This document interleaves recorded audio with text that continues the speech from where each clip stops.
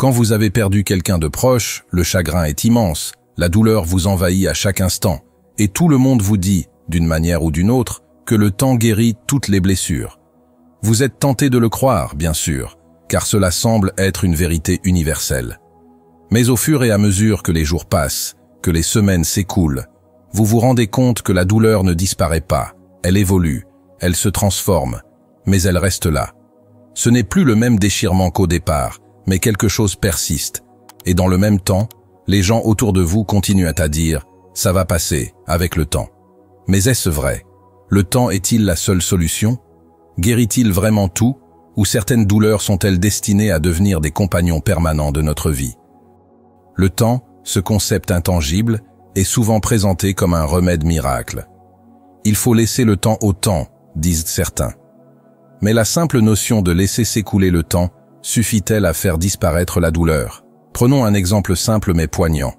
Un ami traverse une rupture amoureuse difficile. Il se raccroche à cette idée, ce mythe du temps qui guérit tout. Les mois passent, il semble aller mieux en surface, mais malheureusement, à l'intérieur, les cicatrices restent présentes. En réalité, l'illusion de guérison par le temps repose sur l'idée qu'en attendant suffisamment longtemps, la douleur s'émousse d'elle-même. Pourtant, cette vision simpliste néglige souvent les complexités de la souffrance humaine. Revenons à l'illustration de la perte d'un être cher, telle qu'évoquée à l'entame de cette réflexion. Au début, le chagrin est accablant. Chaque pensée, chaque souvenir semble raviver la blessure. L'écoulement du temps est marqué par des vagues de douleur qui semblent insurmontables. Cependant, au fur et à mesure que le temps passe, la personne éplorée pourrait commencer à se convaincre que la douleur disparaît petit à petit, et que, tout simplement, le temps fait son œuvre. Bien que la douleur soit moins aiguë avec les années, elle n'a pas disparu. Elle se transforme, devient plus sourde, mais elle est toujours là, parfois réactivée lors d'un anniversaire, d'un souvenir ou d'un événement marquant. Ce qui a changé, ce n'est pas la douleur en elle-même, mais plutôt la capacité à la supporter, à vivre avec. Le temps n'a pas guéri cette souffrance, il a juste permis à la personne d'apprendre à cohabiter avec. Pour approfondir pleinement la question, reprenons l'exemple de celui ou celle qui traverse une rupture amoureuse difficile. Après des mois de tristesse et de confusion, il se dit que tout ira mieux avec le temps, qu'il finira par oublier son ex-partenaire et retrouver une forme de paix intérieure.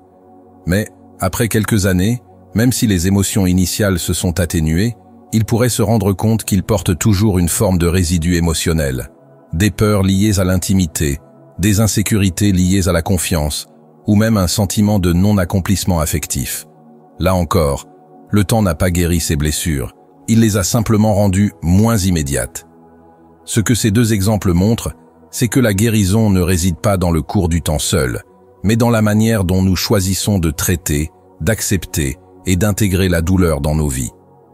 Le temps peut apaiser certaines souffrances superficielles, mais pour les douleurs plus profondes, il est nécessaire d'engager un travail actif sur soi-même, comprendre ses émotions, accepter la perte, changer de perspective et parfois même chercher de l'aide extérieure.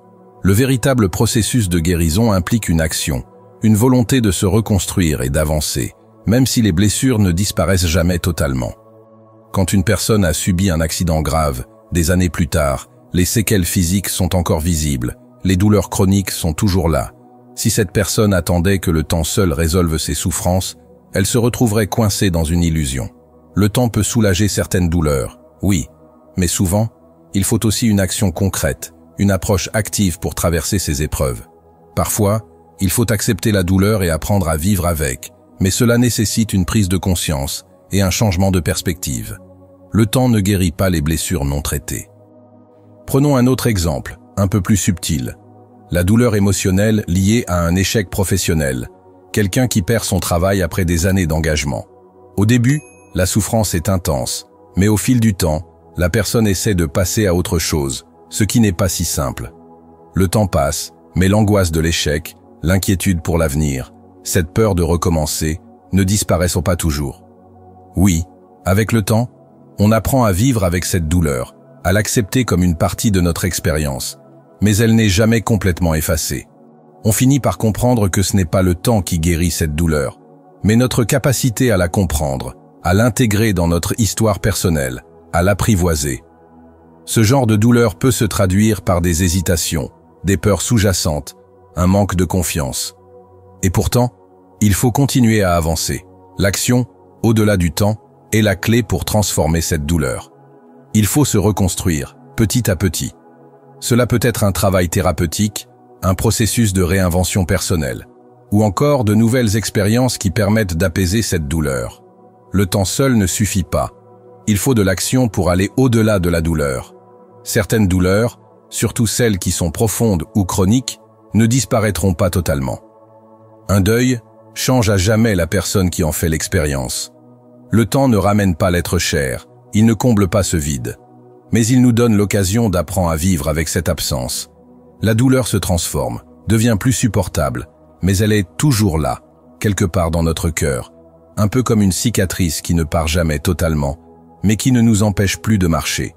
Si une personne a vécu une perte de santé importante, un handicap, le temps ne guérira pas ce handicap, mais à force d'adaptation, de résilience et de changement de perspective, cette personne peut retrouver un équilibre, apprendre à vivre différemment, mais sans oublier ce qu'elle a vécu.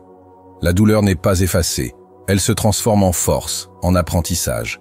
Ce n'est pas une guérison complète, mais une nouvelle manière de coexister avec cette souffrance.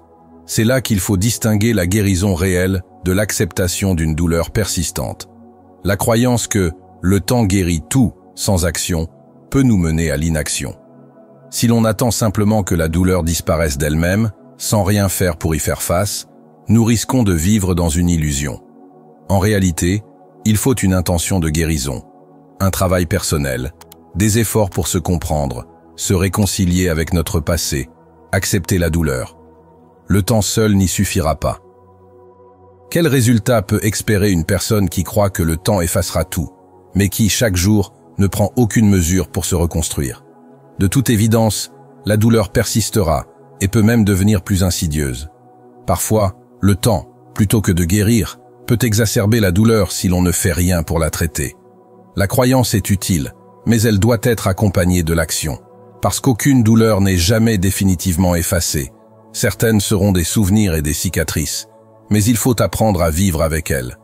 Le processus de guérison est un chemin complexe et profondément personnel, qui s'étend sur plusieurs étapes essentielles. La première de ces étapes consiste à accepter l'existence de la douleur, à reconnaître que certaines expériences, qu'elles soient physiques ou émotionnelles, laissent des cicatrices indélébiles. Il est crucial de comprendre que ces marques font partie intégrante de notre histoire et de notre parcours, et qu'elles ne peuvent être effacées en un instant, mais doivent plutôt être accueillies avec bienveillance et patience.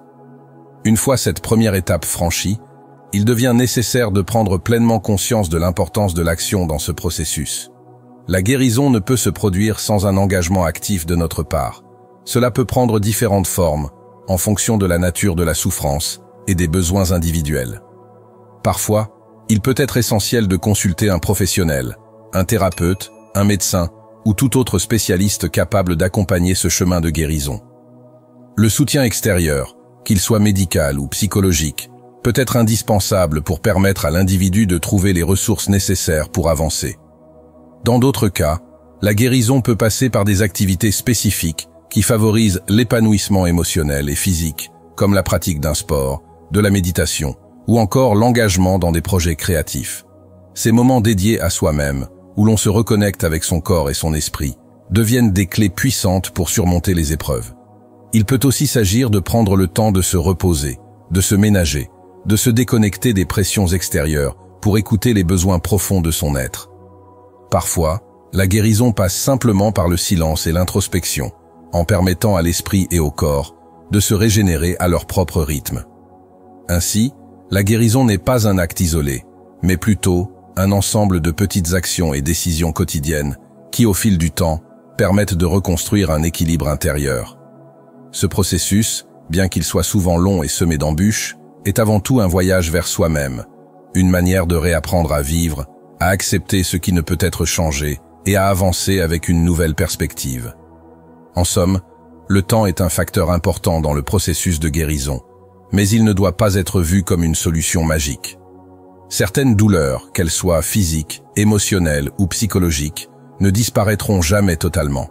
Ce qui change avec le temps, c'est notre manière de les intégrer dans notre vie de les accepter comme faisant partie de notre histoire. Mais pour que cette transformation ait lieu, il faut aussi de l'action.